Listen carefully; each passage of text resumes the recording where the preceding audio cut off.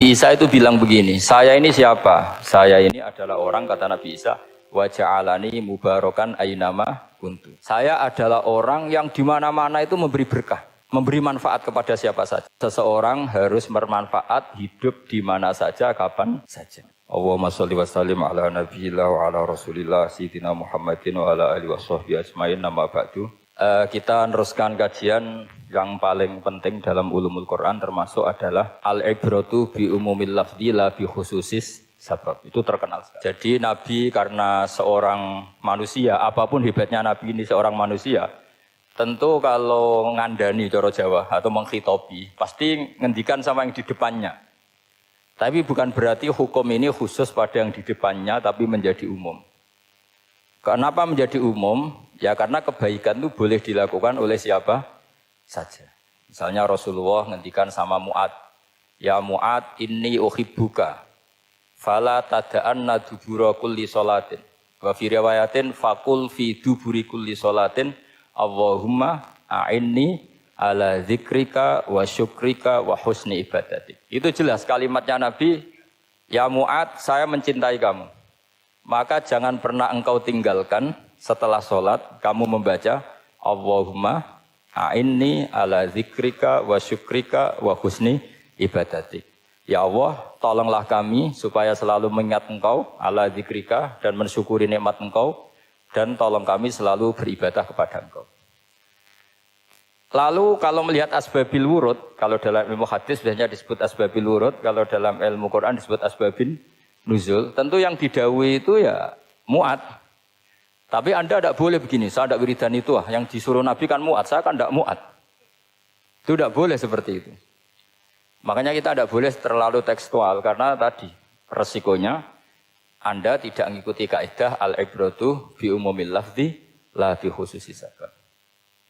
Sebab itu saya tadi di kantor rektorat ya Pak Ordas ya, bilang nanti untuk kajian yang di kantor rektorat pakai kitab Syajaratul Ma'arif, karena kitab itu juga yang sekarang dalam proses penerjemahan saya dengan Pak Quraisyab di PSG, yang di sini pakai kitab Itqan. Nanti mulai bulan depan, karena saya dipaksa untuk meneruskan. Ini sudah kayak Tuhan saja maksa-maksa. Itu pakai kitab Itqan. Nanti babnya tak kasih yang mendesak untuk diketahui. Termasuk apa? Al-ibratu bi umumil lafzi la bi khususis sabab. Sehingga di Quran misalnya begini, ada cerita begini. Nabi Isa itu bilang begini, saya ini siapa? Saya ini adalah orang, kata Nabi Isa, wa ja'alani mubarakan aynama kuntu. Saya adalah orang yang di mana-mana itu memberi berkah, memberi manfaat kepada siapa saja. Itu jelas tentang Nabi Isa. Tapi oleh ulama dikasih judul yang umum. Babu nafil ibad bikullil bilad. Bab bahwa seseorang harus bermanfaat hidup di mana saja, kapan saja. Meskipun itu Allah cerita tentang Nabi Isa. Tidak bisa kamu bilang itu kan Isa, saya kan tidak Isa. Tidak bisa seperti itu. Isa adalah ibaratun an ahlil khairi. Isa adalah figur orang baik. Tentu yang dilakukan baik. Tentu kebaikan boleh ditiru siapa saja. Jadi sehingga nanti pada akhirnya nama-nama yang disebut Allah di Quran itu kalau nama orang baik tentu kita boleh ikut. Paham ya? Kalau nama orang buruk tentu kita tidak boleh ikut. Ya gitu aturannya. Sehingga tadi ada al-ibratu bi umumil lafzi la bi khususi sabab. Jadi yang jadi pegangan adalah standar kalimat umum dengan pemaknaan yang ditentukan ulama. La bi khususi sabab, tidak terkait sebab itu. Misalnya yang paling masyhur tentu dalam hadis Madinah itu kira-kira kan utaranya Mekah ya, kira-kira ya. Utaranya Mekah apa selatannya? Utaranya kayak, utaranya. Dulu penduduk Madinah itu kalau bikin kloset itu, pokoknya kalau qada'ul hajat itu menghadap ke utara atau selatan. Terus kata Rasulullah, kalau kamu sedang qada'il hajat, sedang buang kotoran tuh jangan menghadap Ka'bah, juga jangan membelakangi Ka'bah. Itu Nabi redaksinya unik. Walakin syarriku aw gharibu. Tetapi kamu menghadap barat atau menghadap timur. Itu semua riwayat walakin syarriku aw gharibu, tapi kamu menghadap barat atau timur. Nah, Artinya apa? Kata syariku al-gharibu adalah binisbat di ahli Madinah. Karena orang Madinah posisinya di utara Mekah. Sehingga kalau menghadap utara atau selatan berarti menghadap Ka'bah atau membelakangi Ka'bah. Dan itu tidak boleh dalam proses qada'il hajat, masbak kotoran. Terus Nabi memerintahkan menghadaplah ke barat atau ke timur. Nah, al-ibratu bi'umil lafzi la bi khususi sabab juga direvisi oleh ulama begini, kecuali sebab itu ada ilat. Maka kalau demikian yang dimenangkan ilatnya bukan teknya. Saya ulang lagi, yang dimenangkan ilatnya bukan teknya. Kayak tadi, di hadis itu kan Nabi ngintikan apa? Tetapi menghadaplah barat atau menghadap ke timur. Tentu orang Indonesia malah kalau itu kebalikannya. Orang Indonesia kalau ke barat atau ke timur kan malah menghadap Ka'bah atau membelakangi Ka'bah. Di sini pentingnya ijtihad. Dan ijtihad ini lazim, bukan harus Imam Syafi'i atau Imam Malik. Semua orang normal pasti tahu proporsi kalimat tadi. Karena ada aturan al-hukmu yaduru ma'ilatihi wujudan wa adaman. Begitu seterusnya. Ini penting saya utarakan. Sehingga ketika Rasulullah sedekah dengan dinar dikasihkan fakir miskin atau dirham dikasihkan fakir miskin, pikirannya ulama adalah sedekah dengan mata uang yang berlaku saat itu. Tidak selalu ditetapkan dinar atau dirham. Begitu juga ketika Rasulullah dulu zakat fitrah pakai susu kering atau pakai kurma atau pakai gandum. Ulama semua bilang yang penting kuti ahlil balad. Yang penting makanan pokok di negara itu. Dalam konteks Indonesia tentu apa? Beras. Ini penting saya utarakan karena tanpa mengkaji ulumul Quran seperti ini, dan kita insya Allah bulan depan saya langsung bawa kitab Itkon, di situ ada beberapa contoh, harus seperti itu. Karena kalau tidak terikat sebab, itu nanti takutnya ayat umum menjadi liar. Misalnya begini, pernah ada aliran sesat dulu, kebetulan di Jogja itu saya lihat di TV. Entah salah kiainya, entah salah dosennya, entah salah siapa, atau salah orangnya agak stres, tidak tahu saya. Semoga salah orangnya itu sholat menghadap ke 4 arah. Alasannya Allah nggak ada di mana-mana, ya sudah di barat, rakaat kedua ke utara, rakaat ketiga ke timur, rakaat keempat ke selatan. Itu uniknya itu ngawurnya lah, bukan uniknya. Ngawurnya itu dalil fa'ina matuwallu fasamma wajhuwa. Kamu hadap kemana saja di sana dari itu Allah. Sehingga semua ulama ketika bikin kaidah al-ibratu bi'umil lafzi la bi khususi sabab selalu menyertakan kecuali khusus sabab ini ada illatul hukmi. Maka itu enggak jadi. Kayak ayat tadi. Kalau kamu pakai umumnya lafaz itu kan boleh sholat menghadap mana saja. Nah makanya Imam Syafi'i ketika ditanya, lalu ayat ini proporsinya gimana? Kata beliau, fis safar. Orang yang sedang di pesawat, mau sholat, tentu masuknya fasamma wajibah. Jadi dalam kondisi bepergian, yang kita ingin sholat, maka pakainya ayat seperti itu. Tapi kalau kondisi nomor, fawal diwajaka syatrul masjidil haram. Jadi makanya ini penting ngaji ulumul Quran. Kita tidak bisa hanya megang terjemah atau megang apa, kemudian kita fatwa atas nama Quran dan hadis. Sehingga dulu syaratnya memang ketat, harus hafal Quran, hafal hadis, menguasai usul fikih, menguasai macam-macam. Karena tanpa itu memang tidak bisa. Sampai Ibnu Abbas ngendikan, kamu jangan pernah fatwa pakai Quran. Fa inna lahu wujuhan katsirah, karena Quran punya sisi yang banyak. Walakin hajuhum bisunnah. Kalau kamu adu hujjah, pakailah sunnah Rasulullah SAW. Karena di situ penjelasan Quran. Misalnya tadi Rasulullah ketika kondisi normal pasti sholat menghadap Ka'bah. Jadi kalau bepergian nanti unta, kata riwayat-riwayat, ainama tawajjahat bihi rakhilatuh, kemana saja posisi unta menghadap. Ada ulama berpendapat itu khusus sholat sunat. Kalau sholat fardu dalam kondisi ada punya mobil harus berhenti. Ini madzhab Syafi'i. Sehingga misalnya saya, Pak Harsoyo, Pak On, bawa kijang, mobilnya sendiri. Kalau sholat fardu jangan mentang-mentang pakai kendaraan terus menghadap sekenanya. Kalau mau ke Banyuwangi berarti menghadap ke timur. Enggak, itu yang boleh hanya sholat sunat. Kalau sholat fardu harus berhenti. Karena kijang ini dalam kendali Anda. Kecuali dalam surah yang kendaraannya tidak dalam kendali Anda. Misalnya kita naik pesawat. Jadi harus dibedakan. Jangan mentang-mentang Nabi sholat di onta kemana saja menghadap. Tapi konteksnya kan onta ini, cara berpikir onta ini dalam kendali Nabi. Tapi kalau pesawat kan tidak. Jelas ya? Jadi makanya ini pentingnya proporsional. Jadi kalau kita naik kijang misalnya mau ke Banyuwangi, kalau waktu duhur ingin sholat ya harus berhenti. Karena yang Aina matawajjahat bihi rakhilatuh, kemana saja kendaraan membawa kita itu dalam konteks sholat apa? Sunnah. Jadi ini pentingnya ulama. Ini yang dikatakan al ulama warasatul apa? Anbiya. Karena sanad ini musalsal terurut sampai Rasulullah SAW. Terus ada lagi ayat umum yang akhirnya jadi judul umum. Misalnya begini. Kita tahu cerita Nabi Khidir, di antara ceritanya ada satu kampung itu pelit. Makanya orang pelit itu wajib didendami. Karena Nabi pun itu baik-baiknya orang. Kalau sama orang pelit tetap dendam. Karena buruk-buruknya orang itu orang pelit. Tahu kan alamatnya orang pelit? Qoribun minan nar, ya dekat-dekat neraka itu. Kalau al-bakhil, qoribun minan nar, ba'idun minal jannah.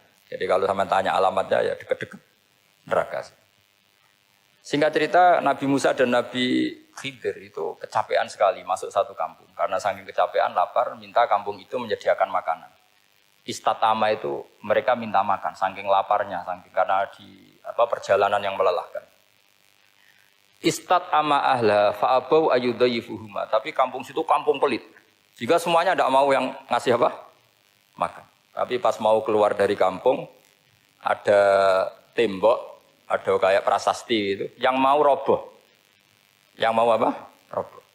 Terus sama Nabi Khidir, tembok yang mau roboh ini ditata. Ditata jadi baik lagi. Nabi Musa kata Nabi Musa, kok kurang pegawaian mau medit, pagri mbok urusi. Jadi makanya dendam sama orang meditnya agak sunat. Karena Nabi Musa juga marah sama Nabi Khidir. Orang kayak kampung kayak begitu pelit kok temboknya apa rusak kamu benahin gitu. Terus Nabi Khidir menjawab, wa amal jidaru fakana luhulamaini yatimaini fil madinati wa kana tahtahu kanzul lahuma wa kana abuhuma sholihah. Begini loh, tembok ini adalah penyimpan harta. Penyimpan harta untuk anak yatim. Bapaknya dulu itu soleh.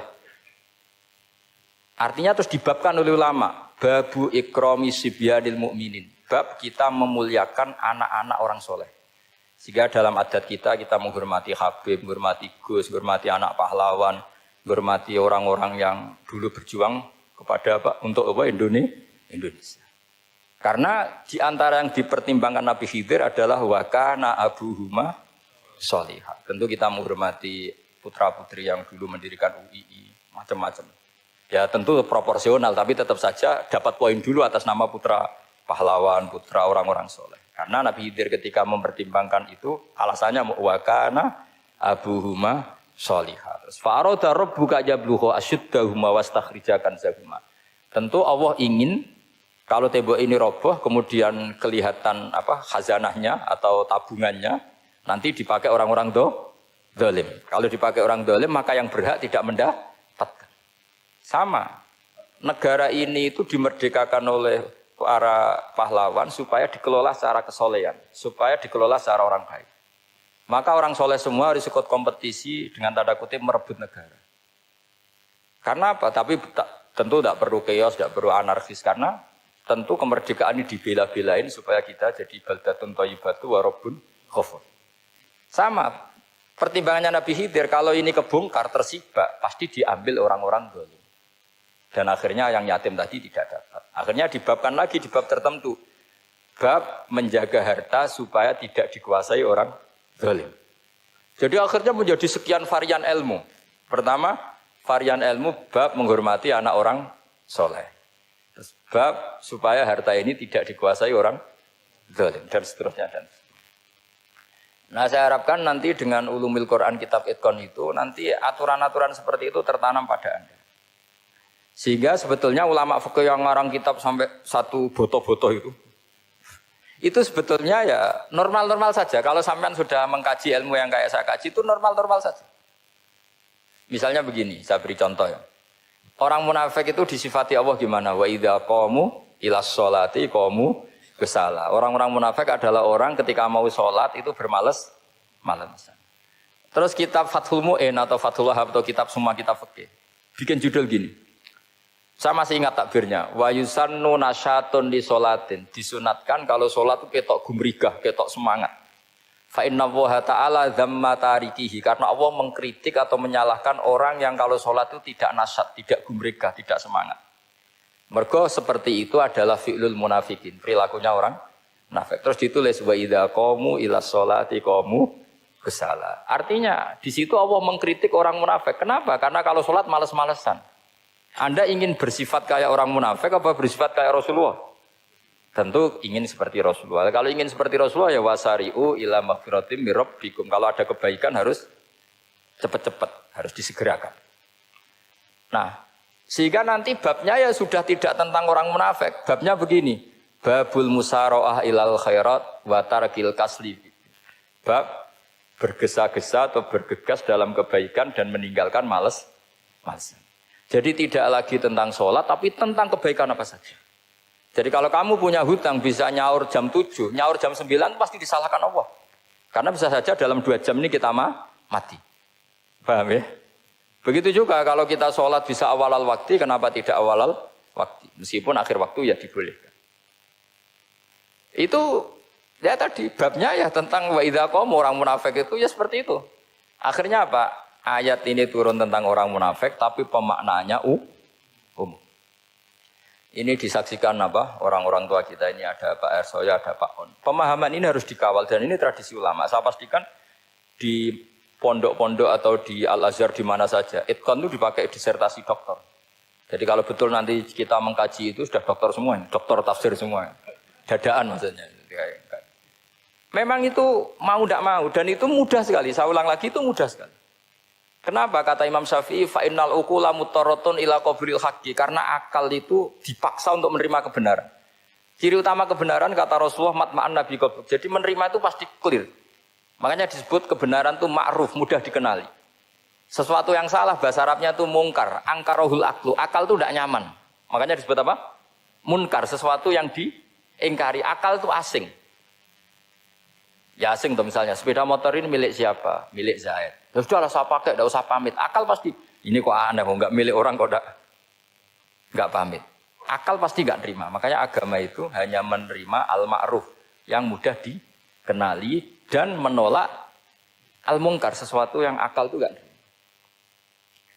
Jadi Imam Bukhari ketika ditanya, kenapa kamu sealim itu bisa mensarai sanad-sanad Rasulullah? Kata beliau, kalau kamu akalnya normal itu ya gampang saja. Terus ditanya, contohkan. Beliau contohnya begini. Pernah syurrahul hadis, para pensarah hadis itu habis otaknya. Gara-gara Imam Bukhari bikin judul begini. Babu sihhati tolakil akhras. Ingat-ingat ya. Babu sihhati tolakil akhras. Bab sahnya tolaknya orang bisu. Orang bisu itu orang nggak bisa ngomong tuh kalau bahasa Jogja. Bisu ya? Bisu. Bisu itu cerita bab sah tolaknya orang akhras. Ternyata apa? Sekian riwayat yang dipakai itu begini. Ana wa kafilul yatim kahataini fil jannah. Nabi pernah ngendikan saya dan yang merawat anak yatim kahataini fil jannah. Wa asyara bi musabbihatihi wal wusta. Pokoknya Nabi ngendikan begini. Paham ya? Maksudnya apa? Betapa yang rawat anak yatim itu sangat dekat dengan apa? Dekat dengan Nabi di apa? Surga. Terus hadisnya berikutnya, asyahru hakada pakai tangan 10, ahakada wa hakada wa hakada berarti 30. Asyahru hakada wa hakada wa hakada berarti berapa? 29. Terus berikutnya hadis Aisyah sholat lama terus ditanya orang di tengah-tengah sholat. Aisyah kenapa sholat lama? Fa'asyarat nahwas sama. Kemudian Aisyah memberi isyarah nahwas sama. Ternyata saat itu gerhana apa? Mata. Itu surahul hadis bingung semua. Ini cerita tolaknya orang bisusah kok ngelantur kemana-mana. Ternyata maksudnya Bukhari begini. Maksudnya Imam Bukhari. Penjelasan yang namanya tolak itu kan sihot. Ya sihot. Tahu sihot. Akad lah kalau dalam bahasa Jogja mungkin. Kalau kamu nikah kan angkah tuka wazawazduka terus bilang apa qabil tu nikahaha wa taswiyah. Terus kalau kamu menceraikan istri kamu bilang kamu saya ceraikan. Yang dikatakan sihot itu adalah ekspresi atau implementasi dari sesuatu. Misalnya kamu ingin tolak, bilang saja tolak. Kalau kamu ingin muji orang, bilang saja begini. Pasti itu maknanya muji. Kalau ingin menyemooh, bilang begini. Nah, artinya gini, kalimat itu bisa diganti isyarah. Saya ulang lagi, kalimat itu bisa diganti. Buktinya Nabi mengisyaratkan saya dekat, bilang begini. Paham ya? Aisyah bilang gerhana hanya bilang begini. Nah, kalau begitu orang yang bisu ya punya cara menceraikannya. Dia cukup melakukan isyarat. Yang isyarat itu pasti difahami sebagai cerai. Artinya kalau orang memahami Quran hadis seperti itu, hal-hal yang mungkin nggak terlintas dalam pikiran Anda, ternyata itu jadi dalil. Artinya apa? Rasulullah yang bisa ngendikan saja kadang menjelaskan sesuatu pakai isyarah. Nah, dengan demikian terus jadi rumus al-isyarah al-mufhimah bimanzilatin nutqi. Isyarah yang memahamkan sama dengan ucapan. Sehingga ini pengganti ijab qabul. Itu cara-cara memahami istihad, memahami Quran dan hadis. Caranya gimana? Kita harus belajar ulumul Quran. Ya, perangkat yang dipakai seluruh dunia termasuk kitab Itqan itu. Dan kitab Sajaratul Ma'arif itu yang saya kaji dan dikaji seluruh ulama di dunia. Karena saya tidak biasa ngaji tanpa kitab yang perlu kita kaji. Saya sendiri itu bisa seperti ini ya barokahnya kitab-kitab itu. Jadi gak terlintas tapi ya tadi. Rasulullah yang bisa ngendikan saja, sering iktifa, sering ngalap cukup dengan apa? Isyarah. Oh kalau gitu berarti al-isyarah bimanzilatin nutqi. Isyarah itu sama dengan ijab dan qabul. Apalagi ini orang akhros, orang bisu yang nggak bisa ngomong. Lalu kalau tolak kayak apa, kalau nikah kayak apa? Ya, tapi Imam Bukhari itu uniknya tadi bikin judul Babu Sihati Tolakil Akhros, kemudian cerita anak wa kafilul yatim. Nah, itu kalau orang kan nggak sambung, ini sambungnya di mana? Kok malah cerita anak yatim? Ternyata kata kuncinya kahata ini seperti ini dan orang paham sangat sangat. Makanya hati-hati dengan isyarah karena kalau itu betul mengganti lafadz, berarti Anda kalau nyun sewu melafatkan tolak terganti isyarah, ya agak masalah itu. Tapi semoga enggak lah. Istri satu kok dicerai nanti nggak punya istri nanti malah repot. Tapi ini kan saya cerita ilmu saja. Ya saya cerita apa? Cerita ilmu. Jadi kalau ada orang bilang semua yang ada di dunia itu ada di Quran. Itu caranya ya seperti ini. Jangan kayak orang-orang yang terlalu tekstual. Karena kalau seperti ini pasti semua ada di dunia itu ada di Quran. Karena cara pemahamannya seperti ini. Saya sering ditanya kenapa bumi ada likuifaksi macam-macam. Memang dari Quran bayangannya Quran seperti itu. Amin tuman fissama ayyakhsifa bikumul ardo fa idahiyya tamur. Memang dari awal Allah bikin bumi ini potensinya malah likuifaksi. Potensinya itu melumer. Tamur itu memang maknanya melumer. Dan ketika Allah nyifati bumi wal ardi dzatis sod, sod pun maknanya pecah. Dan Allah tidak sekedar mengatakan pecah, dzatis sod sifat dasar bumi itu mudah pecah. Jadi kalau dzati itu sifat dasar.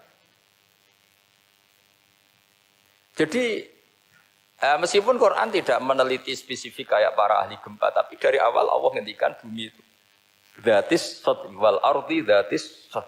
Bumi adalah berkarakter pecah. Kenapa berkarakter pecah? Karena dari awal bumi ini lempengan-lempengan. Di Qurannya dijelaskan gitu. Wa fil ardi qita'um mutajawirat. Bumi ya kelihatannya banyak, kelihatan satu, sebetulnya dari qit'ah, dari potongan. Nah, qit'ah itu jamaknya qita'.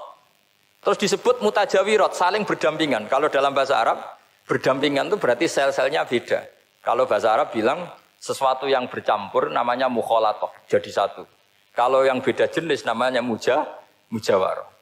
Nah, Al-Quran itu bilang wafil ardi qita'um mutajawirat. Bumi ini karakternya per potongan-potongannya karakternya beda-beda. Sehingga memang potensinya bumi ini hancur. Apalagi dari awal memang dipersiapkan mau dihancurin. Makanya nggak usah takut kiamat. Memang rencana Tuhan mau dihancurin. Makanya sanggup takwa saja. Kalau ingin menghentikan penghancuran ini tidak bisa. Itu sudah dalam rencana Tuhan pasti dihancurin. Makanya kalau orang sufi ditanya, kenapa tidak bangun rumah? Tuhan aja mau rencana ngancurin bumi, kok saya rumah tak tata nanti juga hancur. Ya. Tapi kalau di Islam kota saya ngomong gitu kan dia wah ini orang nggak jelas ini. Gitu. Padahal yang kedonyan itu yang nggak jelas sebetulnya. Tapi ini saya cerita jadi supaya UII ya, yang didirikan ulama-ulama. Saya masih ingat ketika Profesor Zaini cerita, Pak Zaini saya ini kan kiai, saya tidak punya gelar apa kok. Jangan minta bantuan ini. Katanya Pak Zaini dulu UI ya didirikan banyak kiai dan sebagian pendirinya juga nggak punya gelar katanya. Gitu. Tapi mendingan nggak punya gelar manfaat daripada punya gelar nggak manfaat. Malah problem. Tapi ya nggak masalah. Sudah ada manfaat, tidak punya gelar malah repot lagi. Sudah cara berpikir gitu saja. Sudah.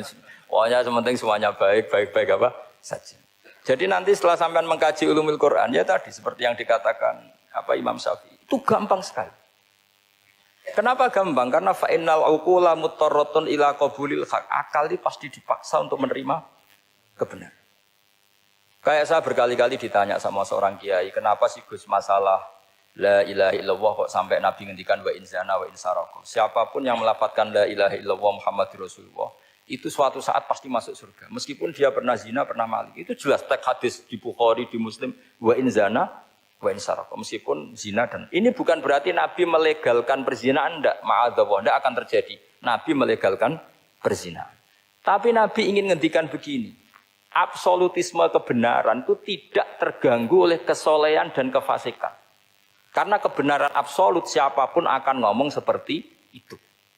Saya berkali-kali nyontohkan, Rektor Al-Azhar akan bilang 1 tambah 1, 2. Lonte ya bilang 2, koruptor ya bilang 2, KPK ya bilang 2, 01 ya bilang 2, 02 ya bilang 2. Karena absolutisme kebenaran. Dan Nabi itu ingin mengatakan bahwa Allah Tuhan ini kebenaran sejati. Sehingga siapapun yang melafadzkan sah. Sehingga orang yang kafir 70 tahun sekali melafadzkan syahadat sah. Tidak usah begini. Pak kafir, soleh dulu ya beberapa tahun gitu. Baru Anda sah melafadzkan kalimat la ilaha. Tidak ada seperti itu. Semua ulama ijma, orang kafir 70 tahun melafadzkan la ilaha illallah sekali, langsung menjadi Muslim. Kenapa sah? Kebenaran absolut tidak bersyarat kesolehan maupun kefasikan. Ya kayak tadi, orang bilang 1 tambah 1 harus profesor apa anak TK boleh? Jangan mentang-mentang profesor, doktor, rektor, UGM, atau UI. Tadi anak kecil bilang berapa 1 tambah 1? 2. Sudah aku tak bilang 4. Tidak bisa. Kebenaran absolut itu orang akan sepakat. Nah, Quran itu termasuk kebenarannya absolut. Maka harusnya siapapun bisa memahami Quran. Termasuk orang yang sebelum Islam. Sekarang saya tanya ke sampean, ketika Umar masuk Islam karena dengar Quran itu dulu dengarnya apa dulu Islamnya? Dulu dengarnya dan dia paham. Wa ma huwa min kalamil basar, ini tidak mungkin omongan manusia seindah ini.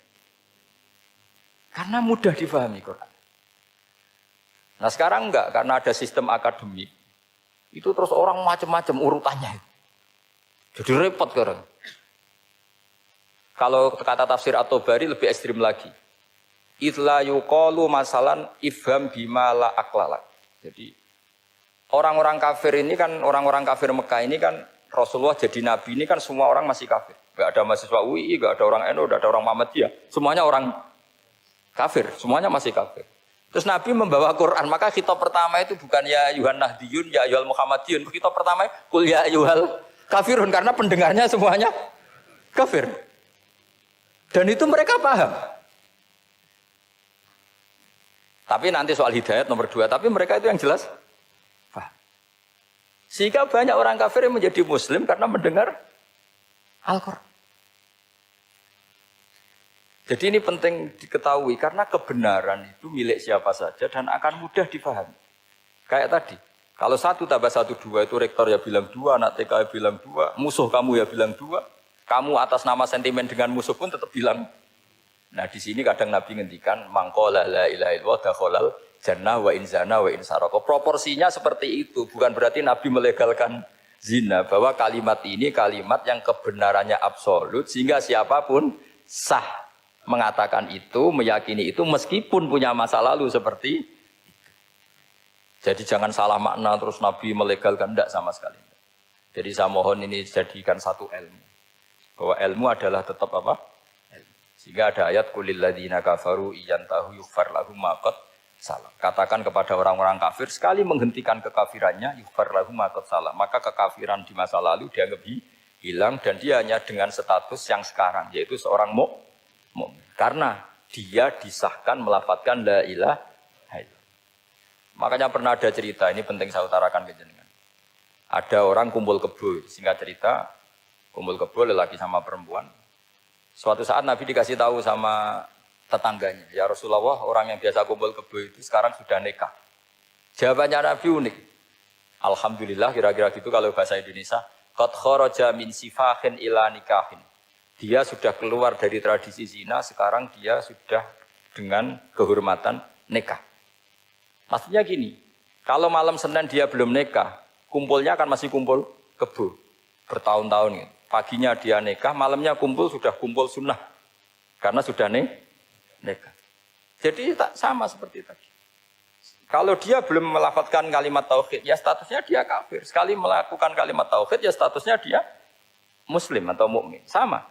Ketika hubungan intim tanpa nikah namanya sifah perzinaan. Sekali nikah ya namanya sunnah.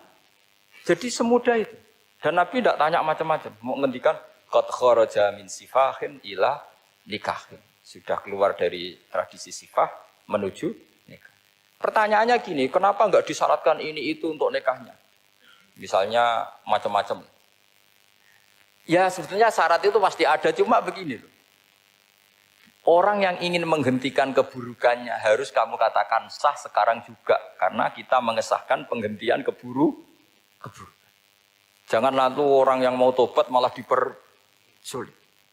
Jadi misalnya la ilaha illallah, kamu belajar makhraj dulu, bila bilangnya la benar. Belajar bahasa Arab dulu. Ya kacau. Apalagi saya persiapkan seremonialnya dulu, nanti di masjid di syuting supaya satu Indonesia tahu yang Islamkan saya itu kayaknya yang engkek malah repot lagi. Ini penting saya utarakan supaya clear. Jadi saya ulang lagi, al-ibratu bi umumil lafzi la bi khusus sabab. Allah ya enggak apa-apa cerita Nabi Musa, cerita Nabi Isa, cerita misalnya begini, bolehkah orang soleh itu jadi raja? Jawabannya harus bilang boleh. Karena Allah pernah menfigurkan tokoh soleh yang bernama Sulaiman dan Daud. Dan beliau adalah raja. Ketika Imam Syafi'i ditanya, bolehkah orang Islam tidak kawin? Ya asal dia ada zina ya boleh. Karena Allah menyebut hamba yang soleh dan sebagian mereka tidak nikah. Yaitu Nabi Yahya dan Nabi Isa. Yaitu wasayyida wa hasura wa nabiyya minas sholihin. Jadi cara berpikir Imam Syafi'i gampang. Bagaimana hukumnya orang Islam yang enggak nikah padahal dia... Tapi asal gak zina loh ya. Ya jawabannya ya boleh. Karena Allah mensifati Nabi Yahya dan Isa dengan status hasur. Tidak apa? Nikah. Bolehkah seorang soleh jadi raja? Ya boleh. Daud dan Sulaiman itu seorang soleh dan jadi raja. Bolehkah orang soleh itu fakir? Wah sudah banyak. Gak usah dibolehkan sudah banyak. Kan? Jadi gampang sekali Quran di depan ahlinya itu. Jadi kalau Imam Syafi'i ditanya. Fa'inna wa ta'ala dzakara abdan sholihan wa qala wa sayyida wa hasura wa nabiyam minas sholihin. Ternyata ini orang dia ditanya, apakah boleh orang soleh itu jadi politikus, jadi pejabat? Ya boleh saja. Faqad ataina ala Ibrahim alkitab wal hikmata wa atainahum mulkan azim. Jadi ini yang boleh bukan sekedar Ibrahim. Padahal di ayat itu tentang ala Ibrahim. Cara berpikir ya tadi, ternyata kesalehan tidak mengganggu jabatan. Ya tentu ya maksudnya untuk kesalehan juga. Sehingga agama ini gampang. Makanya kalau ada yang tanya, bagaimana perempuan punya aktivitas? Ya jawabannya asal kebenaran ya boleh. Allah cerita Bilqis dan itu raja perempuan. Di hadis banyak ketakapan Aisyah memimpin, macam-macam. Jadi gampang saja. Nah kenapa sekarang banyak orang berdebat tentang Quran dan nyuwun sewu sampai pada level gontok-gontokan ekstrim? Karena mereka nggak mau belajar ulumul Quran. Kegiatannya debat, tukaran. Yang bingung kita, yang waras ngalah lah kira-kira gitu. Ini nggak pernah ngaji Quran, gegernya. Ya kacau.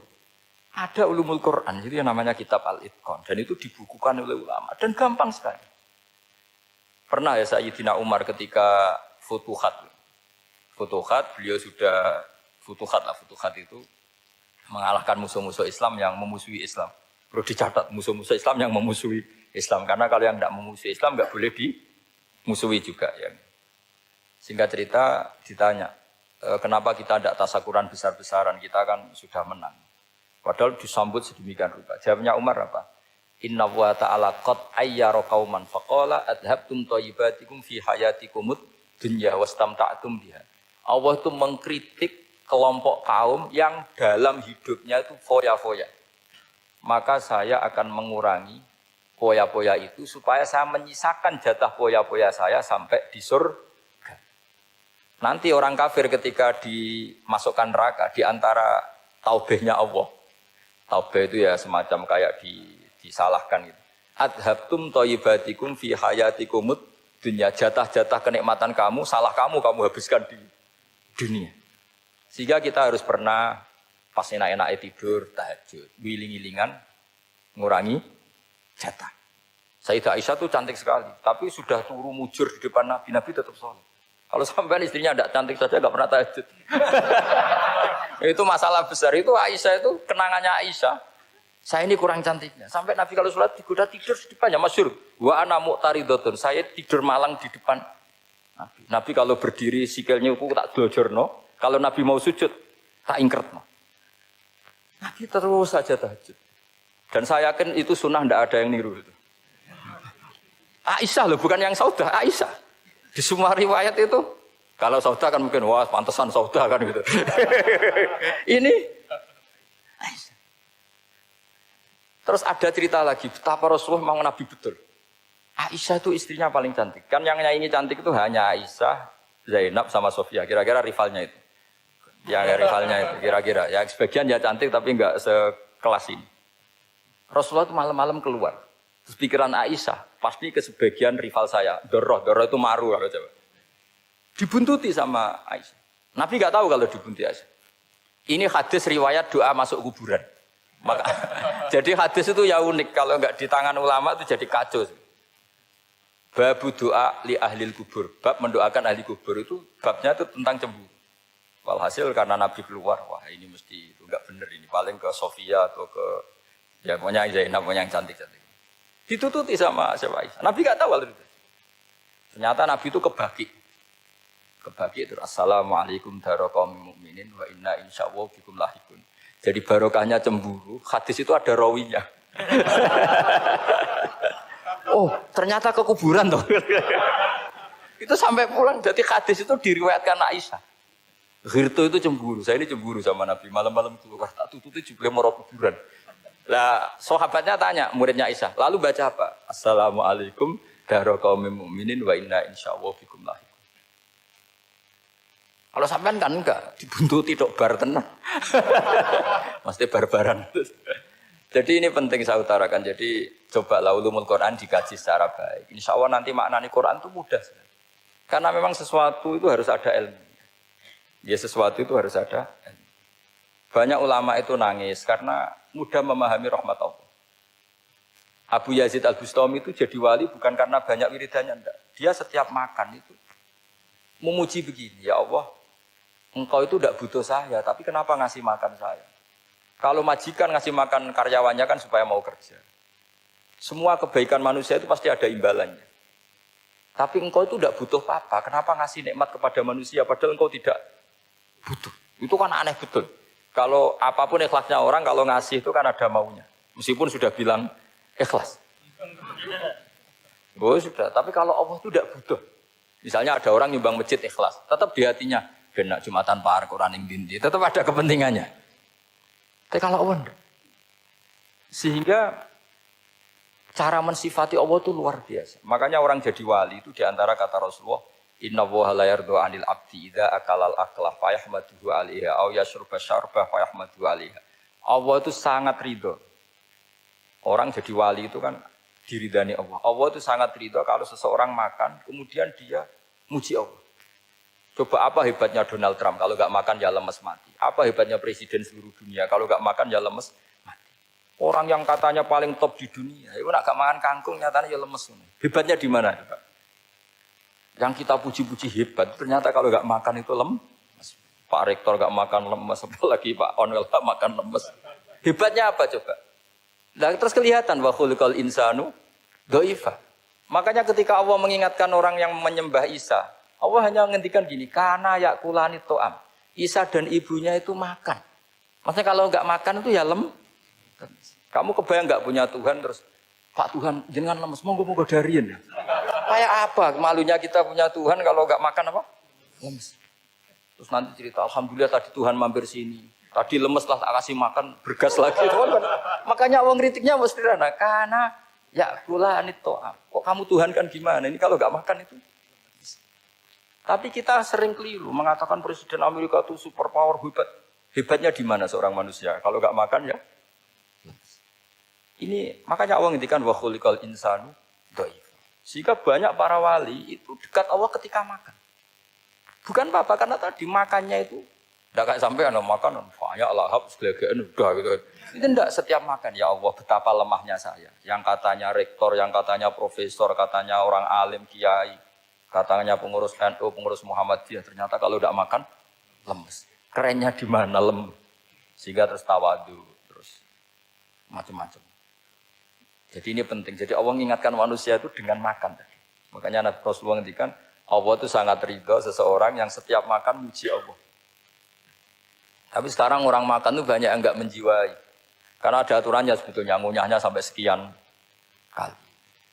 Ya, tapi sekarang kan sudah ada seperti itu. Makanya sekarang wali sudah enggak banyak. Pendaftarnya juga sudah ada banyak. Apalagi orang-orang intelek itu sudah agak tertarik daftar wali. Memangnya kalau sudah jadi wali dapat uang, malah repot lagi kalau itu. Tapi ini saya cerita orisinilnya ilmu Quran. Ketika Allah mengkritik Isa itu hanya, ketika dituhankan maksudnya, itu hanya dengan kalimat kana yakulan itu Isa dan ibunya sama-sama makan. Dan ketika Allah memuja Rasulullah SAW dan para nabi, itu pujaannya itu aneh. Wa ma arsalna qablaka minal mursalin illa innahum la yakuluna ta'ama wa yamshuna bil aswaq. Saya tidak pernah menugaskan para rasul kecuali mereka itu ya makan dan jalan-jalan di pasar. Saya sampai sekarang hampir tiap minggu itu jalan-jalan ke pasar sama anak saya. Meskipun saya di Rembang Betul kayak gede itu, tetap biasa saya jalan-jalan ke pasar. Karena apa? Kata Rasulullah Muhammad, Isa itu sampai dituhankan, itu gara-gara jarang makan. Terus orang memitoskan macam-macam.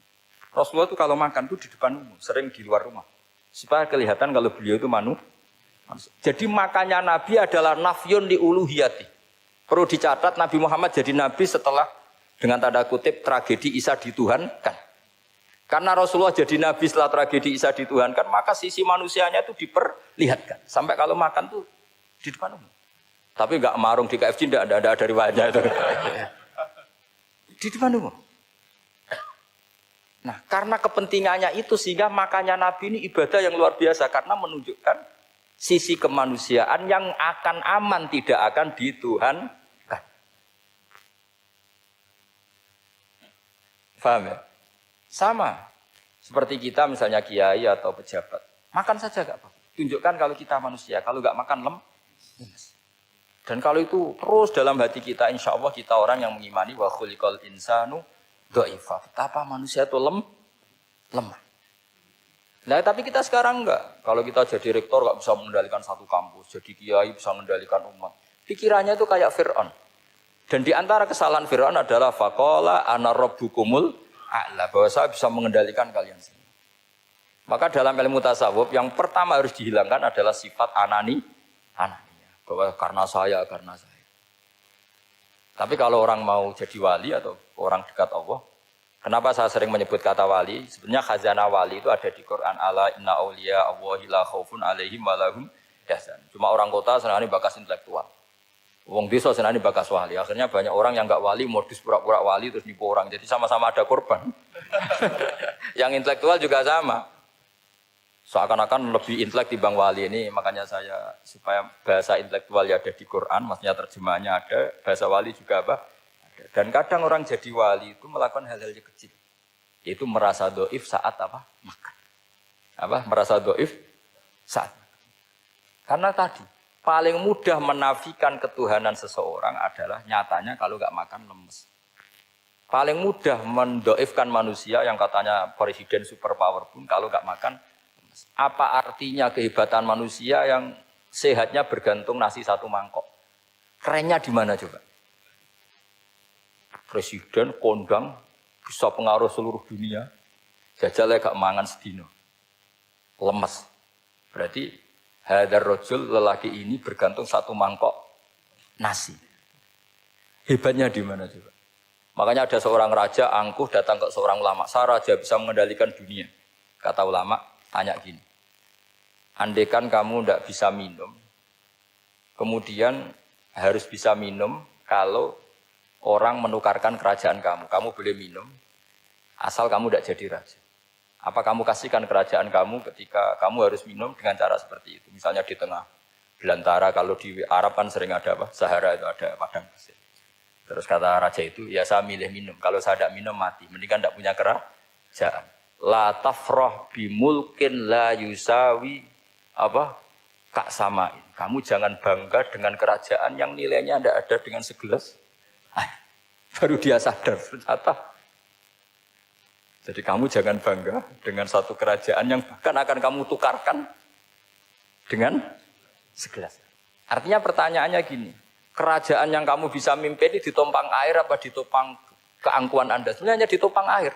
Karena sekali Anda tidak minum, tidak bisa jadi raja. Terus lemes, diobat, no. Sama presiden juga gitu. Kalau nggak makan, nggak minum, terus sakit, stroke, nggak bisa jadi presiden. Artinya ternyata betapa manusia ini bergantung dengan sesuatu yang remeh, yaitu makan, minum, makan, minum. Nah di sini ini, kenapa Quran menyebut para nabi itu apa?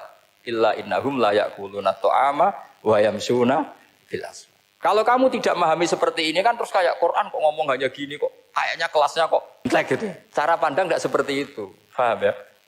Terus kula niku sangat fanatik kalian yang namanya belajar. Karena niku sing kula anggap ingkang ngilangi adab, ngilangi laknat. Kula beberapa kali terdikte oleh baca. Misalnya baca sistem geologi bumi. Itu zaman wonten likuifaksi teng Palu. Itu beberapa ahli geologi tanya saya, Pak Bahak, apa ada pembenarannya dalam Quran? Terus saya bilang, sampean baca ayat ini dengan kamus bahasa Arab yang dikarang orang sekuler. Atau bila perlu yang dikarang orang Kristen. Biar kamu tidak nganggep saya ini nyari pembenaran. Selama ini alhamdulillah kadang kamus Munjid itu terkenalnya itu dikarang orang non-muslim. Tapi kadang itu ada hikmahnya. Hikmahnya adalah, tapi saya bukan berarti menganjurkan belajar Munjid. Ini ada hikmahnya adalah, madatul kalimah itu dimaknai secara benar menurut objektivitas ilmu. Singkat cerita tak suruh nyari makna maro yamuru mauron. Jadi Allah ngendikan teng surat Tabarok, apa kamu merasa aman? Merasa aman setiap saat man fis sama ayyakhsifa bikumul ardo fa idza hiya tamur. Allah zat yang menguasai langit setiap saat bisa saja melumerkan bumi ini. Jadi melumerkan itu ya bahasa Arabnya tamur itu. Jadi Allah sudah mengingatkan bahwa potensi bumi ini memang likuifaksi karena di bawah ada magma, ada air, ada macam-macam. Kemudian potensi bumi ini juga dihantam oleh benda-benda langit. Sehingga Allah ngendikan innallaha yumsikus samawati wal ardo an tazula wala in zalata in amsakahuma min ahadim min ba'di. Jadi setiap saat mungkin meteor itu menghantam bumi, setiap saat mungkin Mars yang menghantam bumi. Sehingga kalau kita belajarnya itu geologi atau sistem galaksi, itu ketakutan kita ya pada likuifaksi, pada meteor yang jatuh, pada apa. Tapi kalau misalnya kita baca yang su'ul khotimah, ketakutan kita ya akan su'ul khotimah. Tapi terus kalau lihat berita TV corona, ya takutnya akan corona. Tapi setelah distatistikkan, misalnya belajar orang yang mati karena ngelindur, itu ya terus takut tidur. Karena yang mati karena ngelindur itu juga banyak. Artinya apa? Membaca itu membentuk. Dan itu artinya belajar. Saya termasuk orang yang meskipun masih muda itu gak pati-pati mati. Ini yang membedakan saya dengan Gus Nadir PD saya kalau masalah ngadepi mati. Karena bukan berarti saya mesti soleh, mesti husnul khotimah, ya enggak. Ada istilah mati yang menyenangkan dalam diri manusia, yaitu Nabi ngendikan Allahumma ahyini maka natil hayatu khairan li wa tawaffani maka natil wafatu khairan li. Sebagian doa Allahumma ij'alil hayata ziyadatan li fi kulli khairin wal mauta rahatan li min kulli syarrin. Jadi mati itu akhir dari maksiat saya atau akhir dari potensi maksiat saya. Sehingga kata Sohibul Hikam, kamu harus percaya diri bisa selamanya tidak maksiat lagi. Orang kan tanya, masa manusia tidak bisa maksiat lagi? Ya bisa saja kamu pas toat terus mati, berarti sudah tidak bisa maksiat. Jadi ulama itu melihat mati itu akhir dari segala maksiat atau potensi maksiat. Di sini hebatnya lagi-lagi GNU itu. Bohong fasik gendong kayak apa kalau mati saya ge. Tonggone menang kabeh, saya ge menang kabeh. Sesuai kiai ini saya nih mun mboten saged maling, mboten saged korupsi. Oh nggih saya ini. Itu satu ilmu yang luar biasa. Meskipun ya tentu agak ngawur. Tapi itu bagus, secara ilmu bagus karena al-maut adalah rohatun min kulli syarr. Lagi-lagi yang menyelamatkan itu illa aliman au muta'aliman. Proses belajar mengajar. Saya baca banyak tentang halal haram dalam kitab Imam Ghazali itu, tak ulang berkali-kali. Saya itu dulu ya gak paham, karena kitab paling susah di bab Imam Ghazali itu menurut saya kitabul halal wal haram. Termasuk bagaimana cara ngelola amwalus salatin yang terkenal korup, sementara menyumbang kamu sebagai jaizah, sebagai hadiah untuk para kiai atau untuk para guru. Itu perdebatannya ulama itu macam-macam.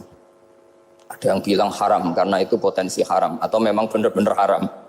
Ada yang bilang boleh karena kalau yang pakai kamu untuk kebaikan, kali dipakai mereka ruwet. Kebetulan yang partai ini lebih besar Mas Nadif. Ya alhamdulillah. Terus dikiaskan sama ghanimah. Lagi-lagi karena baca, saya itu pernah ditanya seorang dosen di Jogja, Gus saya ini muslim mulai kecil dan saya peneliti, saya pernah sekolah di mana-mana. Yang ganjil dari saya tentang Islam itu satu, yaitu ghanimah. Kok kayak Islam tuh rampok gitu ya, perang sudah orang kafir tuh kalah, hartanya diambil gini-gini. Ya ghanimah.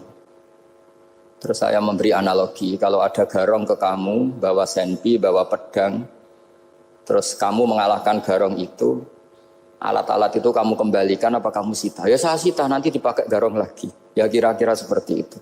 Kalau dikembalikan ke orang kafir berarti menjadi kekuatan kekafiran lagi. Dan itu harbi. Dia baru nerima. Lagi-lagi ini barokahnya baca. Makanya saya diminta sama sini, ya saya tentu faktor hormat. Karena bapak saya memang dulu ngaji sama Badullah. Mbah saya itu terkenal wali, yang bapaknya bapak. Itu kalau kesini Fatih Badullah pun satu. Nur disitu mondok gini itu enggak apa-apa. Pondok elek lah, kiaimu wali. Zaman itu bapak itu di kamar kursi ya masih ada kakinya. Saya dulu sering dijak ke sini sama bapak. Jadi bahasa itu terkenal wali dulu. Jadi bahasa itu tirakat terus sampai kapundhut itu poso terus. Kebetulan cucunya agak niru. Saya agak niru itu karena itu Gus Zaki. Memang disuruh agak niru. Kata mbak saya, kira usah tirakat, wis tak tirakati aku. Itu. Jadi saya, Mbah Mun juga gitu. Kowe haram tirakat, wis tak tirakati aku. Saya senang sekali. Tapi tua-tua kok mikir putu. Nah, terus nirakati putuku sopo. Jadi mulai jadi kiai betul Mas Nadif, saya ini sudah mulai mikir putu. Karena saya ini termasuk orang yang kecelok alim yang enggak banyak orang menghormati karena sudah diramal sama mbah-mbah. Di dulu mbah saya Mbah Nur Sam itu kakak saya itu SMP SMA, kakak saya yang kedua juga SMP SMA. Mbah saya itu Mbah Nur Sam itu yang nganterkan bapak ketika mondok sini itu, yang ikrar karo Badullah wali Mbah Nur Sam, ahli tirakat, ahli puasa.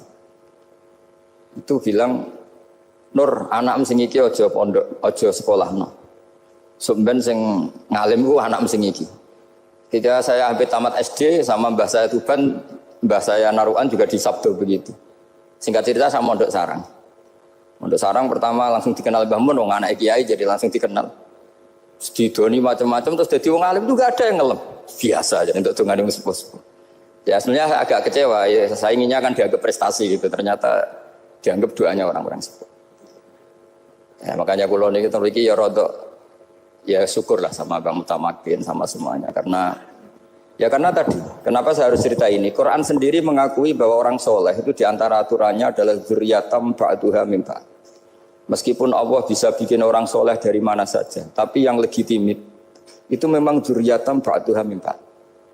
Dan kata dzurriyah itu tasmalu auladal inas, kata Ibnu Hajar al-Asqalani, memasukkan turunan yang dari ibu. Meskipun tentu secara wali nikah atau secara disiplin nasab dari ibu itu tidak ngefek. Tapi dari segi fa'innal irqadassas, bahwa sistem tubuh kita itu tetap ada gen dari seorang apa? Ibu.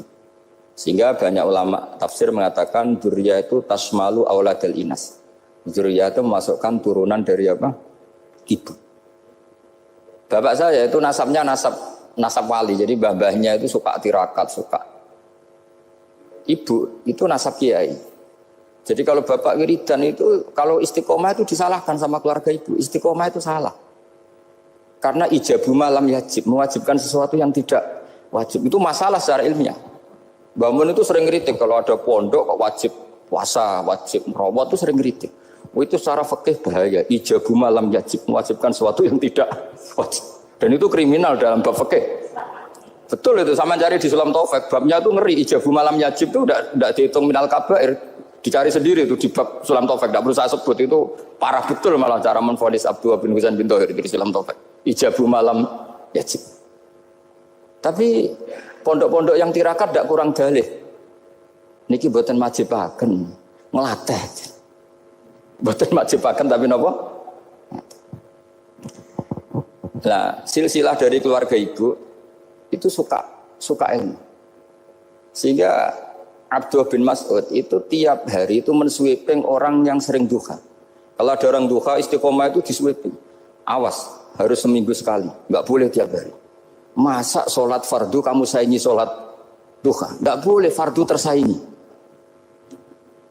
Itu Abdullah bin Masyhur, sampean cari di Al-Ghunjah itu.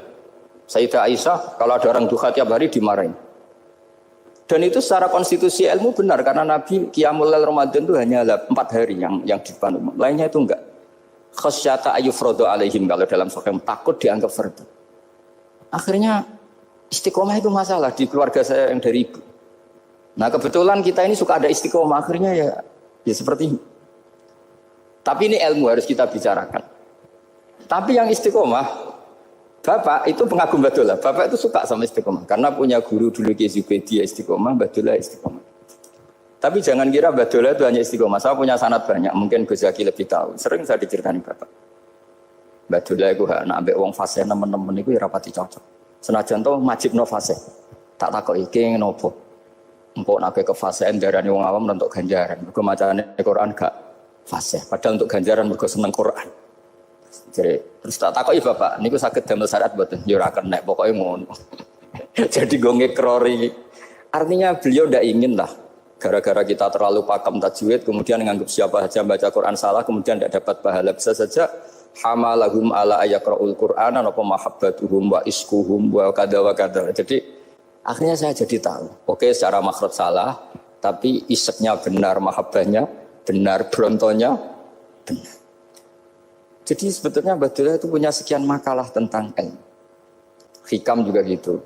Nur nak cah santri ngaji Ihya itu jauh oleh. Tapi nak ngaji Hikam mojo. Maksudnya beliau entah kalau setelah itu Badullah itu melarang siapa saja santri ngaji Hikam itu dilarangnya ada kelas tertentu untuk boleh ngaji Hikam. Nah, kenapa saya cerita ini? Karena saya masih ingat betul di antara wasiatnya Mbah Mun itu. Pirroh sebab apa Fatihah kok ihdinas siratal mustaqim bukan siratoka tapi siratal ladzina an'amta alaihim. Dawe Mbah Mun fa inna Allaha ta'ala la ya'kul wa la yashrab wa la yanqih wa la kadza wa kadza. Allah itu enggak makan, enggak minum, enggak tidur. Sehingga kita enggak bisa niru Allah. Tapi yang makan tidur itu manusia. Sehingga kalau ingin dekat Allah ya niru siratal ladzina bukan siratoka. Kita cara tidur niru Kanjeng Nabi, niru ulama, cara makan, cara minum, niru Allah tidak bisa. Makanya bukan ihdinas siratal mustaqim siratoka tapi siratal ladzina an'amta. Maka dalam beragama itu butuh master, butuh panutan. Ya tentu Mbah Mun oleh ngendikan pakai luwet orang-orang kuno. Cara Mbah Mun pakai cantolan. Maka saya punya makalah banyak dari Bapak, dari Mbah Mun, dari Mbah Zubair, dari sampai saya itu hafal sanad sampai Rasulullah SAW.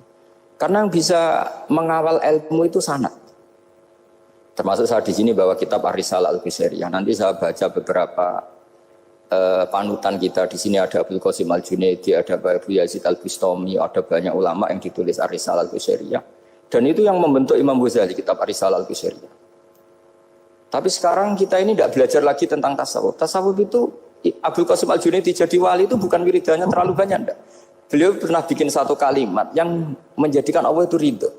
Kalimatnya begini, kalau malam beliau wiridan gini, ya Allah, kenapa engkau ngasih rezeki saya, padahal engkau tidak butuh saya. Kalimatnya sederhana.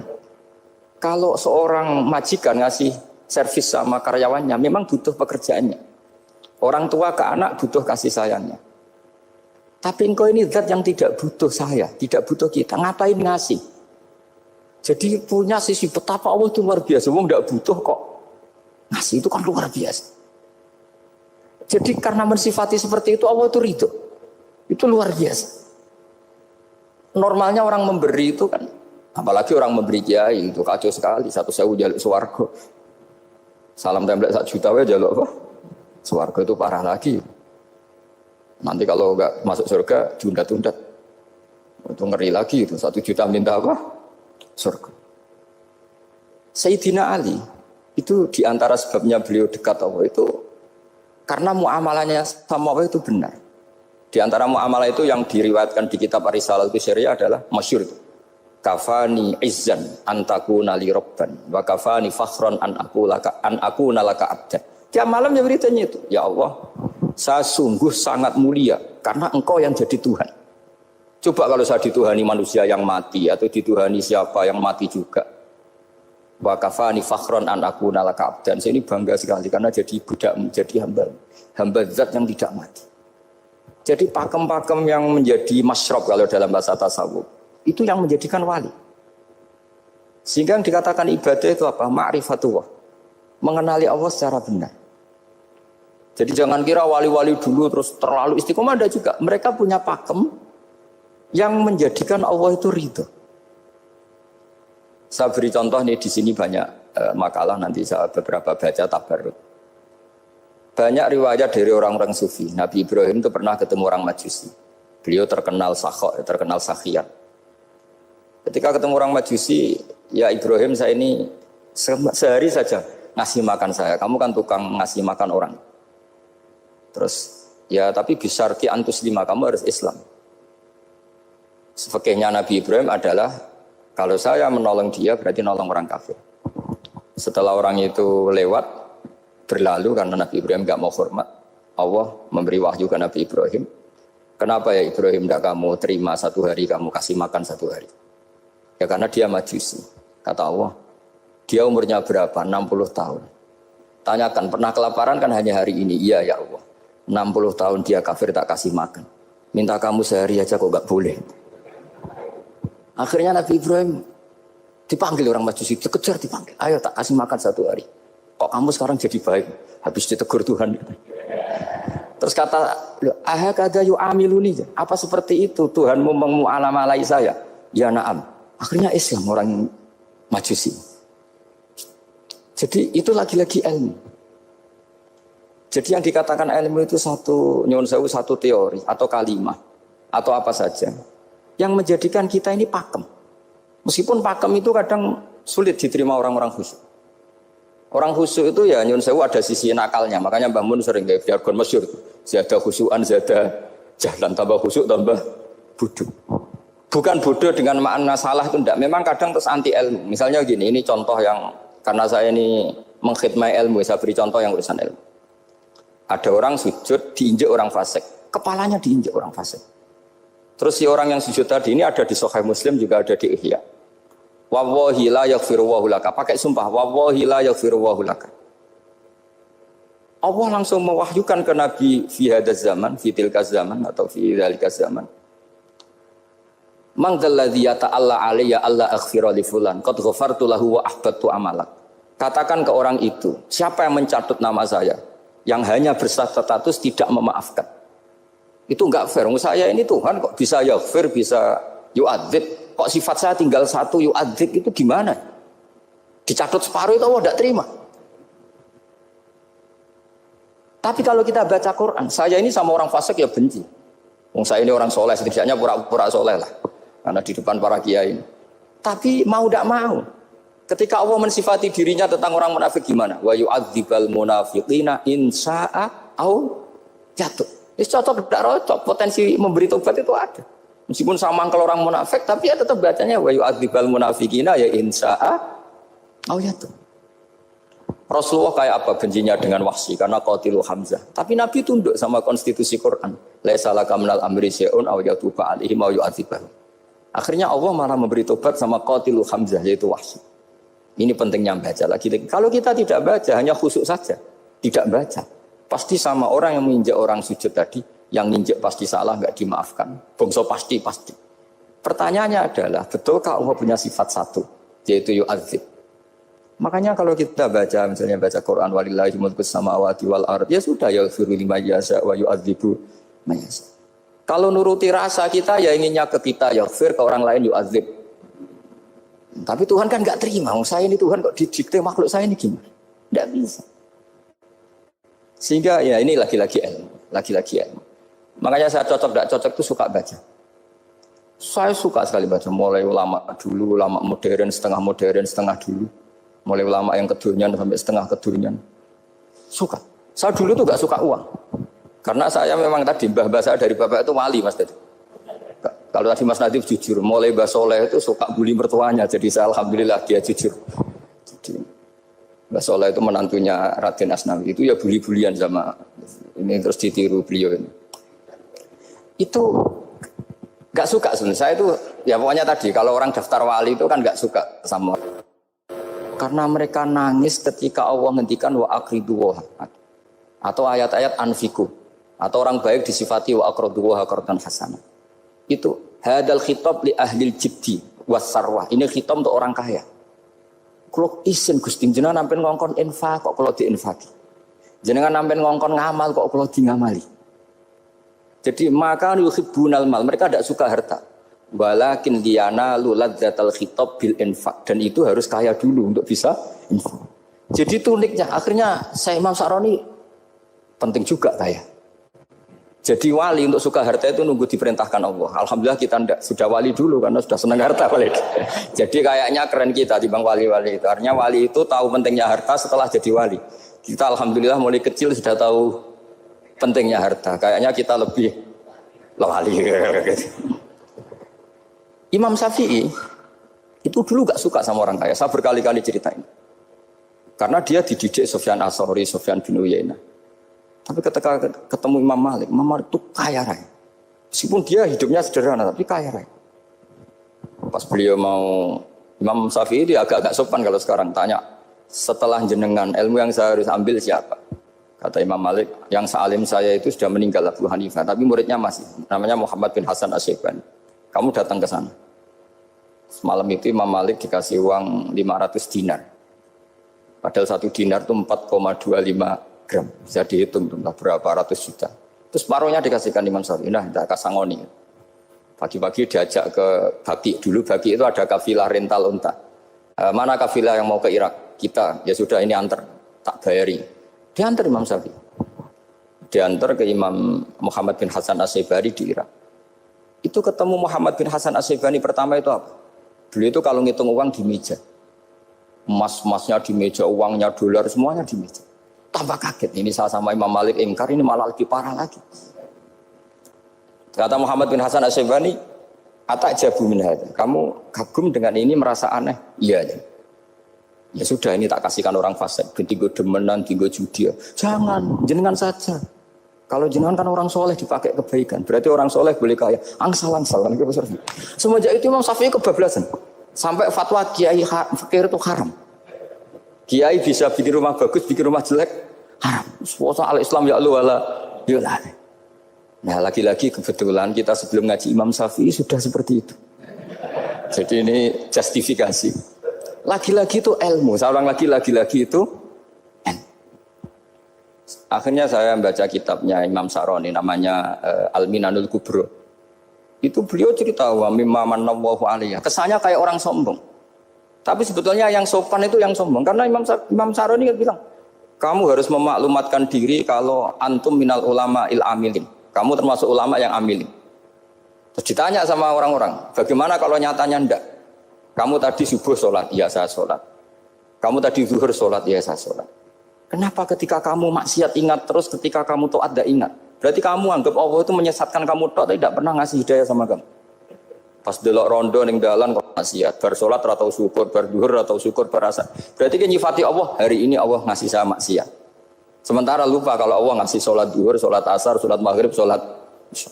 Oh sudah di situ al-minanul kubra, orang itu soleh semua. Nah saya itu termasuk orang yang didikte oleh kitab, terbentuk oleh kitab Al-Minanul Kubra. Jadi di situ hidup itu enak semua.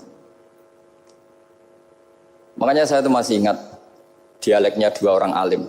Enggak berusaha sebut, ini agak sensitif. Karena ceritanya itu ada anaknya kiai mau nyalek. Karena dia anaknya kiai tanya,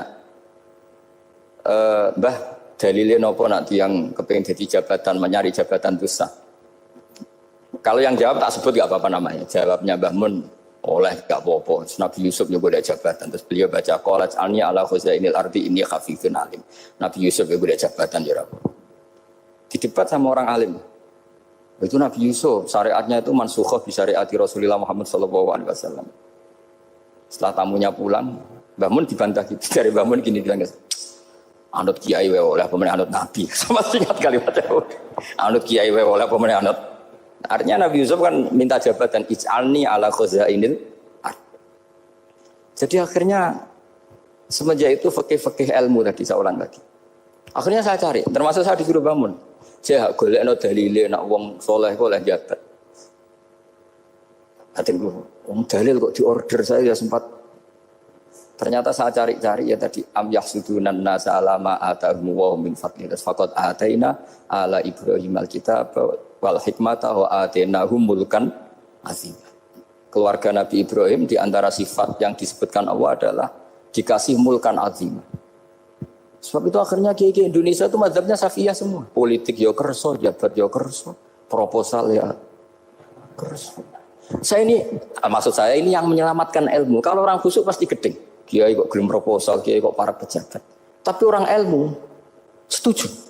Nah saya nggak tahu setujunya itu bawaan ilmu apa bawaan nafsu. Tadi itu yang mulai saya data. Nah kalau saya kan bawaan ilmu, saya baca. Itu bedanya saya dengan Mas Nadif, jadi bawaan baca. Karena kemarin saya dibully habis-habisan di Kudus. Saya tidak punya kesempatan bicara di menantunya Neng Mu'ah ya. Wah ini kurang ajar betul orang ini kata saya. Tapi saya nyari sisi positifnya. Kalau saya dibully kan saya madlum. Orang madlum gampang jadi wali. Yang dia bully berarti zalim ya sudah berarti wali saya gitu. Nah supaya dia juga wali sekarang tak bully supaya impas gitu. Jadi ini nolong beliau. Jadi saya 22 hari itu kalau habis subuh ke rumah sakit, tapi kalau asar pulang ngajar. Ya begitu terus. Karena mbah-mbah saya itu sukanya ilmu Masya Allah. Karena ilmu itu penting. Apapun pakemnya para wali itu kalau diingatkan secara ilmu itu terus kayak runtuh.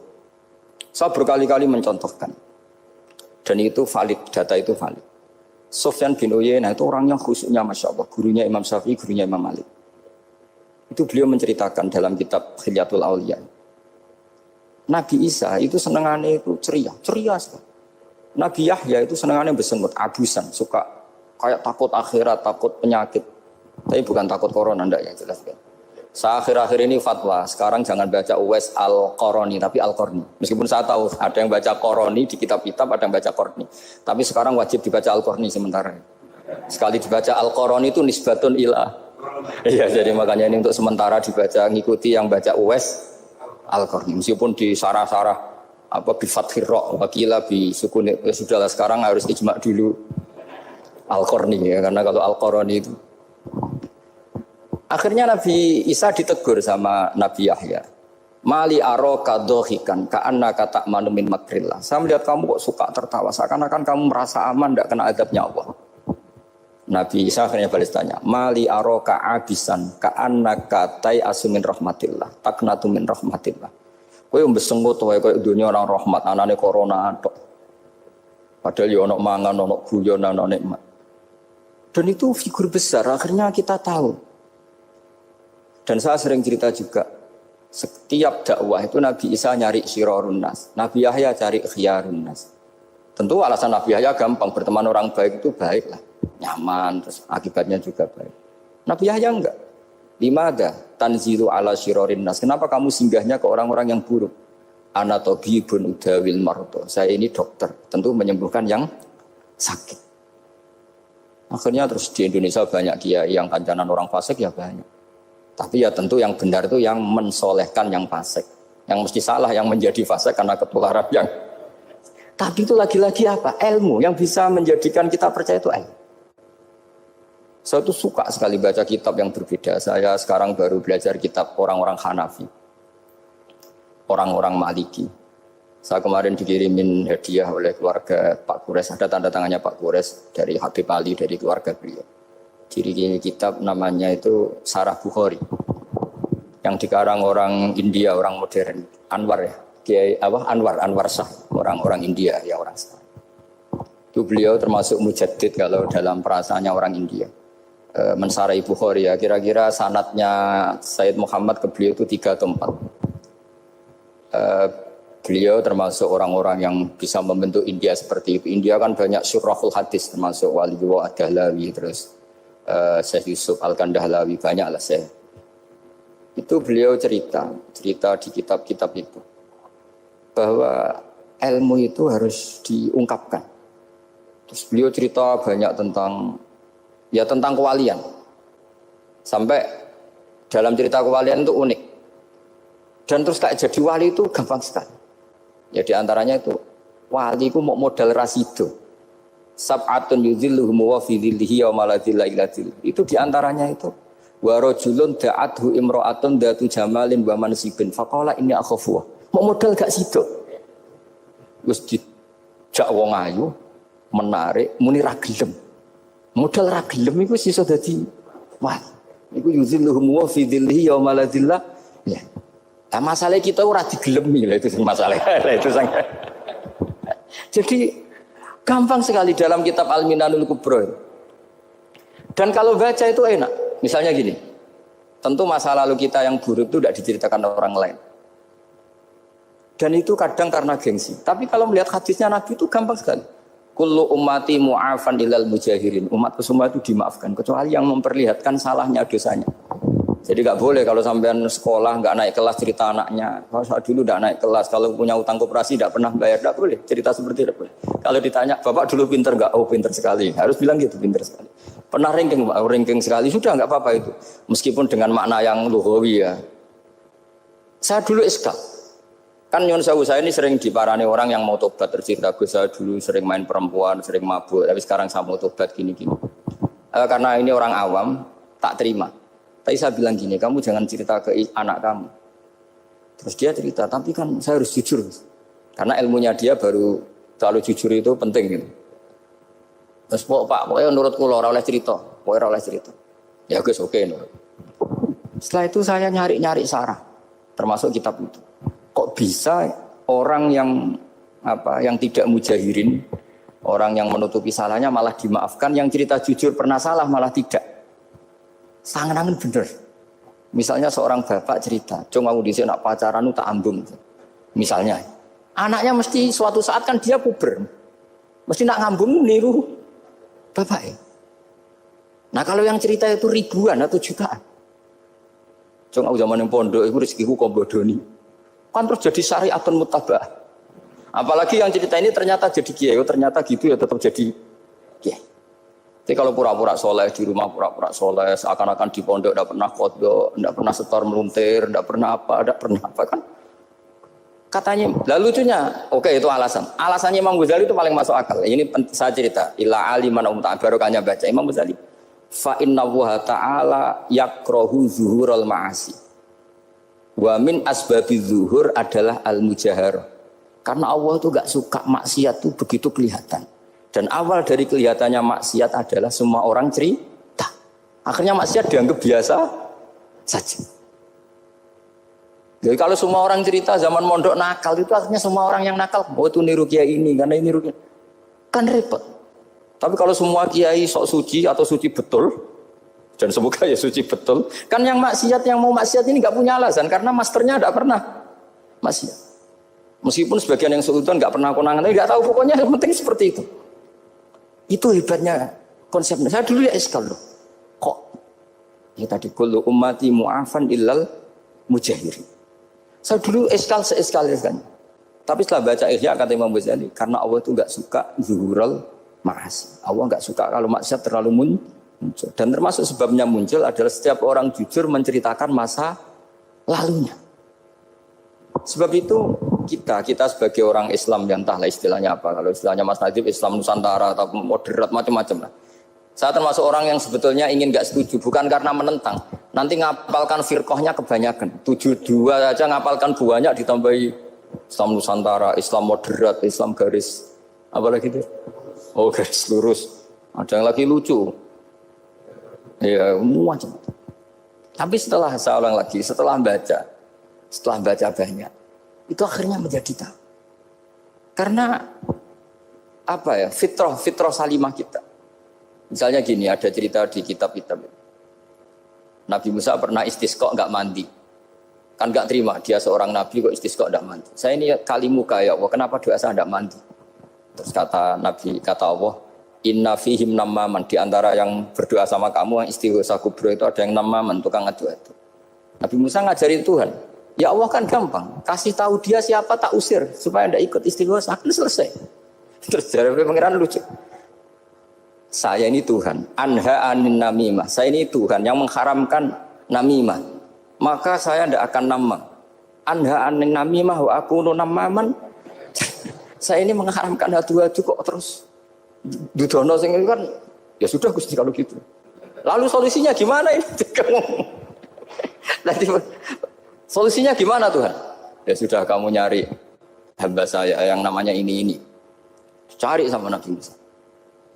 Ketemu orang namanya hitam. Makanya saya sama Mas Nadim itu sungkan karena di antara wali itu ada yang hitam.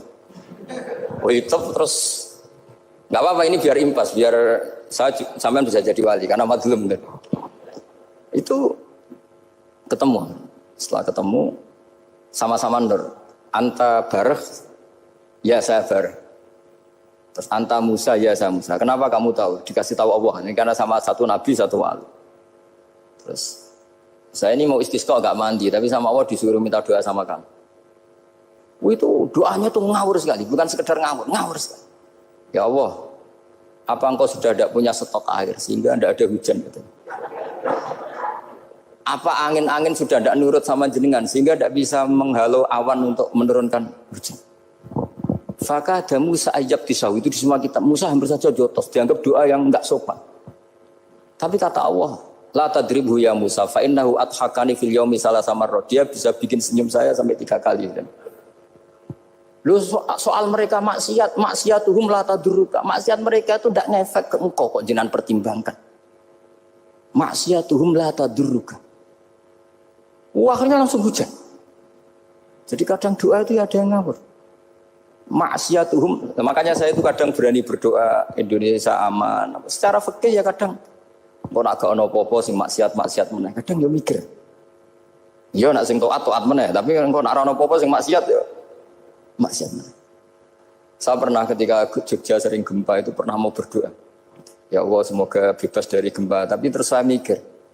Memang kalau nggak ada gempa ya yang sholat aman, tapi yang maksiat juga daripada menggurui Allah sudahlah, tidak berani berdoa sudah Gusti ini dunia ini jangan pun terserah jenengan.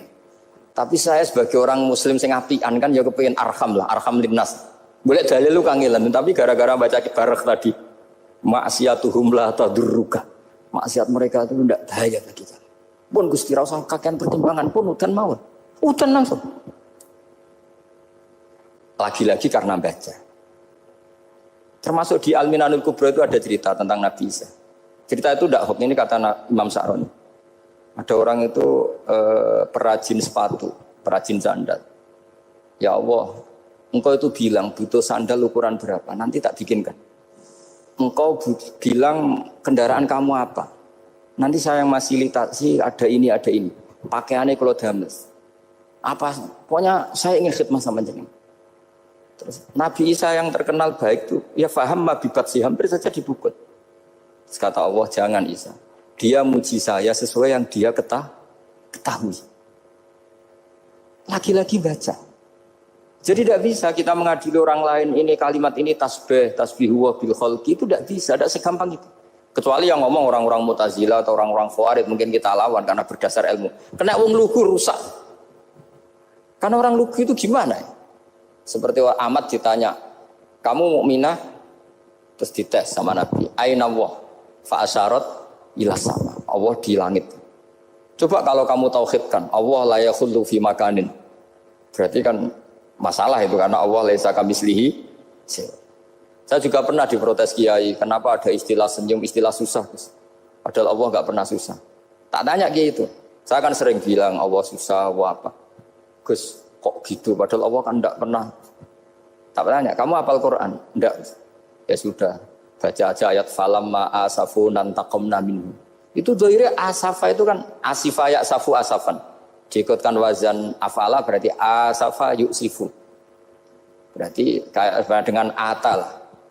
Ya ata ya'ti ityanan, kalau ingin wazan afala kan ata yu'ti ita. Sama dengan Falamma asafu mongko sumangsani gawe susah sapa Firaun wa kaumuh. Nah ingsun. Firaun mari ribet, mari aku susah. Aku pengiran jadi tandingi. Intakomna minhum kataku. Akhirnya dia itu bilang, jebule ning Quran ya ono istilah Allah susah. Iya sembol aku itu wong aku apal Quran dadi spontan bahasaku mbok salah mbok ora iku jek ono kembarane Quran. Sampeyan masih khusuk ora apal Quran akhirnya yo ngene iki kata saya. Akhirnya jebule ilmu itu penting, wis suwe nah ilmu itu penting kata saya. Jadi ini lagi-lagi illa aliman au muta. Jadi saya tuh dapat barokahnya ilmu.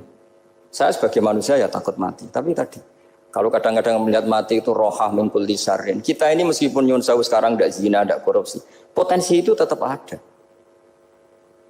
Dan yang bisa mengakhiri potensi itu apa coba? Al-maut. Sehingga Nabi ngajarkan kita itu gampang sekali dalam beragama. Ij'alil hayata ziyadatan li fi kulli khairin wal mauta rohatan li min kulli syarr. Lagi-lagi ilmu yang menyelamatkan kita itu ilmu. Sehingga Umar bin Abdul Aziz ketika mau meninggal semua keluarganya nangis. Dia tanya, kenapa kamu menangis? Karena engkau mau meninggal. Memangnya setelah saya meninggal mau kemana? Ila Rabbin Karim, ila Rabbin Rahim. Jadi segampang itu untuk melihat. Nah, tapi kalau kita tidak baca, seakan-akan wah mati ngeri nak mlebu neraka piye. Seakan-akan di alam sana hanya ada neraka. Padahal anak indadzoni abdi. Daripada nganggep neraka masalah atau eleng pangeran kan ini. Lagi-lagi baca. La yamutan ahadukum illa wa yusnuduna billah. Jangan sampai seseorang mati kecuali dalam keadaan husnudzon sama. Saya tuh masih ingat Gus Yaki pas Bapak gerah itu tak antar ke Karyadi di Semarang. Itu mau kapundhut itu cek guyon. Jong ape mati mbok gawe ning hotel karena di pavilion. Beliau mau kapundhut cek donga khataman Quran, baca sabahat terus khataman. Terus tak khataman Quran, terus wis ora nangis, aku husnul khotimah ya terus kapundhut. Terus kok enak maksudnya santai maksudnya enggak ya rileks aja. Seperti Mbah Mun itu dulu saya tuh ya aku bela wafati sering ketemu. Ya ada hanya saya tentu banyak orang sering ketemu beliau. Jawabnya Mbah Mun, "Cung, aku nak mati Selasa berarti aku wong alim. Nak mati Jumat berarti aku wali." Kok penak kabeh. Saya sebenarnya ingin tanya, nak Setu Mbah Tahat men.